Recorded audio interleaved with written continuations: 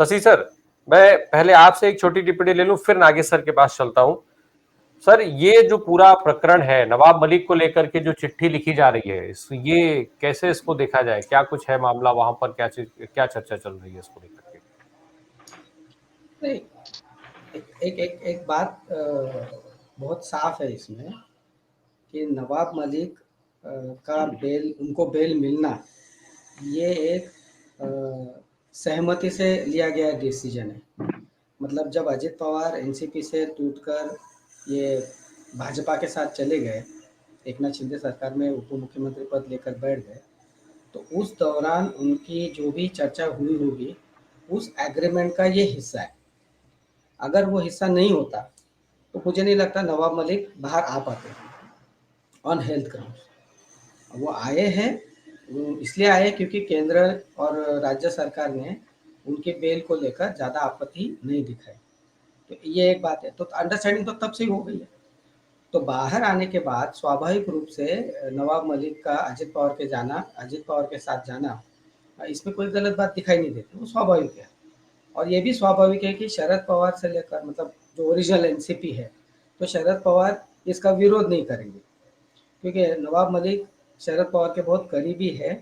और जब से नवाब मलिक जेल में चले गए, तब भी नवाब मलिक मंत्री बने हुए थे, उनका मंत्री पद हटाया नहीं गया था। तो नवाब मलिक को एक सेफ, और अभी के दौर में थोड़े समय के लिए एक सेफ सिक्योर जगह जो चाहिए थी वो वहाँ मिल गई। अब ये तो बोनस में मिला है ना, तो ये बोनस जो मिल गया है बीजेपी को, तो उस पर फडणवीस को इतना नाराज होने की जरूरत नहीं है। जब आप बाकी सारे ईडी के चपेट में आए हुए नेताओं को अपने साथ ले लेते हो अपनी जरूरत के हिसाब से, तो उसके साथ साथ कुछ बोनस में चीजें आ जाती है। तो नवाब मलिक उसी तरह से बोनस में आ गए। अब पॉलिटिकली ये बूमरैंग हो सकता है, क्योंकि उनका नाम नवाब मलिक है, और नवाब मलिक ने एक बड़े मुद्दे को हाथ लगाया था जिसके कारण उनको जेल जाना पड़ा था। वो था ड्रग्स का इशू, शाहरुख खान के बेटे के बहाने से निकला हुआ था। और उस दौरान आपको याद होगा कि अपने अदानी साहब के पोर्ट पर हजारों करोड़ रुपए का ड्रग्स एक बार जब्त हुआ है। कितना उतरा है हमको मालूम नहीं, क्योंकि आजकल महाराष्ट्र के स्कूल कॉलेज के बाहर ड्रग्स आराम से मिल रहा है। ये ड्रग्स की बड़ी समस्या हमारे सामने धीरे धीरे आ रही है, आने वाले दिनों में और वो बड़ा हो जाएगा मामला।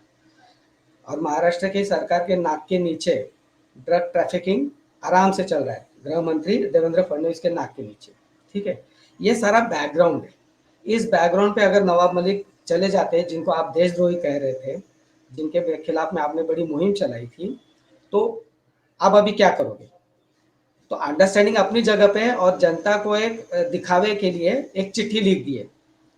अब देखो, ये सरकार है, सर्कस है, नौटंकी है, तमाशा है, क्या है कि आप सरकार का एक उप मुख्यमंत्री दूसरे उप मुख्यमंत्री को सरकारी लेटर हेड पे लेटर लिख के बोलता है कि ये आपका निजी पार्टी का अंदर का मामला होते हुए भी महायुति के धर्म को पालन किया जाए, और देशद्रोही जिन पे ऊपर आरोप लगा है उनको आपको साथ में लेना ठीक नहीं है। ये ऐसा देवेंद्र फडणवीस लिखते हैं। फिर उसके जवाब में अजित पवार कह रहे हैं कि मैंने मुझे चिट्ठी मिली, मैंने पढ़ी और मैं निर्णय लूंगा। और नवाब मलिक कल सत्ताधारी बेंच पर जाके बैठे थे, आज भी वो सत्ताधारी बेंच पर जाके बैठ गए आराम से।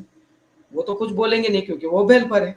उनकी एक्शन ये पूरे महायुति को पूरा अड़चन में ला रही है ये। और एक कई सारे पहलू है उसमें, एक इंटरनल पहलू जो मुझे नजर आ रहा है, वो डायमेंशन वो ये है कि केंद्र की सरकार, केंद्र के जो नेतृत्व है उसमें और महाराष्ट्र के नेतृत्व में एक अंतर दिख रहा है। क्योंकि जो चिल्लाने वाले लोग हैं, आशीष शेलार से लेकर देवेंद्र फडणवीस तक, ये चिल्लाते हैं और दिल्ली में उसकी सेटिंग हो जाती है। जिनके जिनके खिलाफ ये बोलते गए वो सारे के सारे दिल्ली में सेटिंग करा के अपने साथ जोड़ लिए गए। तो ये मिली जुली काम चल रहा है या आपके बीच में कुछ अंतर्विरोध चल रहा है, ये एक बड़ा कंफ्यूजन भाजपा के भीतर में। आखिरी बात, भाजपा के नेताओं को लेकर मेरी बड़ी सहानुभूति है। उन बेचारों को समझ में नहीं आ रहा है ये किस प्रकार की सरकार और किस प्रकार के पार्टी संगठन को ये चला रहे हैं।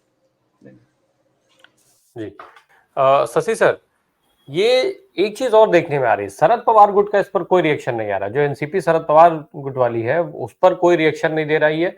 क्या ये जो है चुनावी दृष्टिकोण से अगर हम देखा जाए, क्योंकि भाई जैसा मैंने शुरू में भी जिक्र किया था, धनंजय सर भी जिक्र कर रहे हैं, लोकसभा का चुनाव बिल्कुल सामने खड़ा है और चुनाव होना है जब, और उस वैसे समय पे इस तरीके की चीजें सरकार के अंदर खाने जिस तरीके का मैसेज आ रहा है, समय समय पर ये देखा जाता है। अब अगर अजीत पवार, एकनाथ शिंदे और देवेंद्र फडणवीस के बीच का जो विवाद है, वो कितना महत्वपूर्ण है भारतीय जनता पार्टी के लिहाज से आने वाले चुनाव को लेकर के?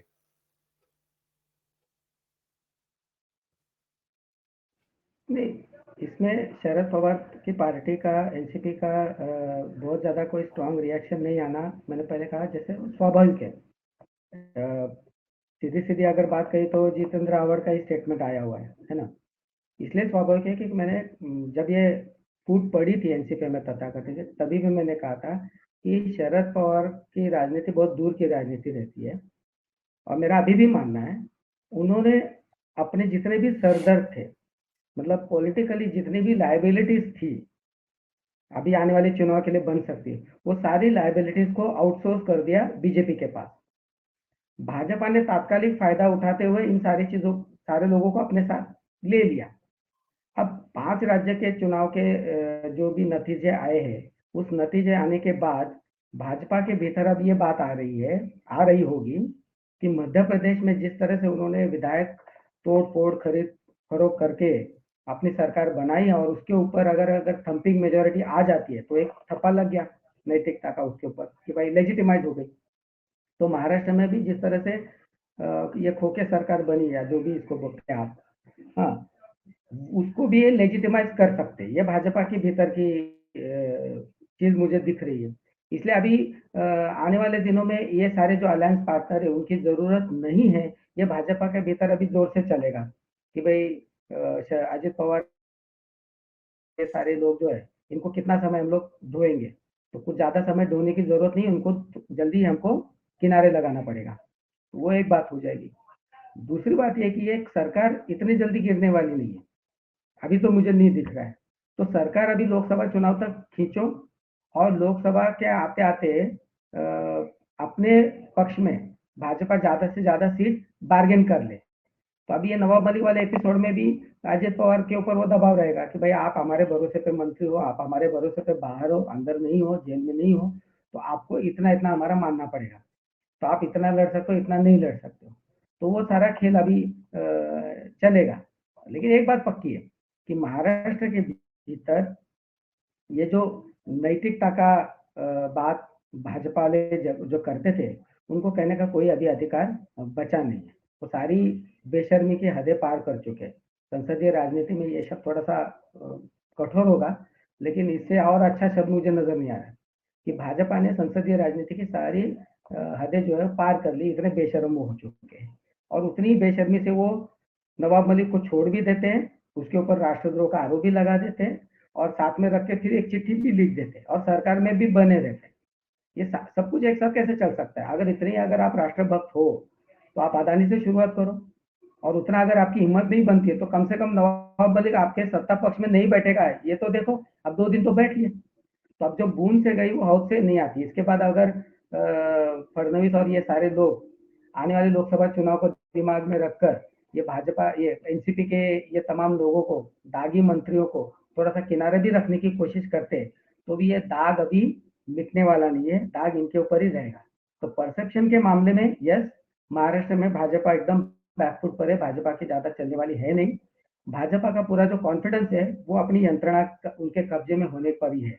तो यंत्रणा के भरोसे पर अभी भाजपा टिकी हुई है।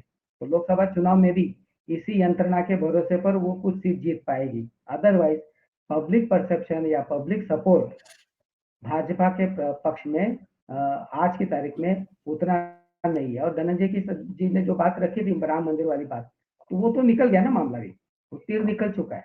तो महाराष्ट्र में भी वो ज्यादा इफेक्टिवली चलने वाला नहीं है, ये तो पक्का है।